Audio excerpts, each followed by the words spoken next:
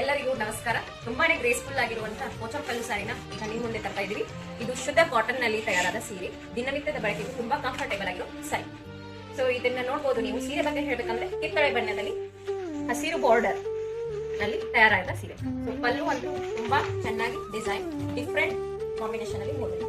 So ಈ ರೀತಿ design ನಲ್ಲಿ ನಾವು ಪೋಚಂ ಅಂತ ಕರಿತಾ ಇದ್ದೀವಿ. ಸರಳತೆಯಲ್ಲಿ ಶ್ರೀಮಂತಿಕೆಯನ್ನು ಕಾಣಬಹುದು ಬೇಕಾದ ಕಾಟನ್ ಸೀರೆನ ನಿಮಗೆ ಲಭಿಸ್ತೀವಿ.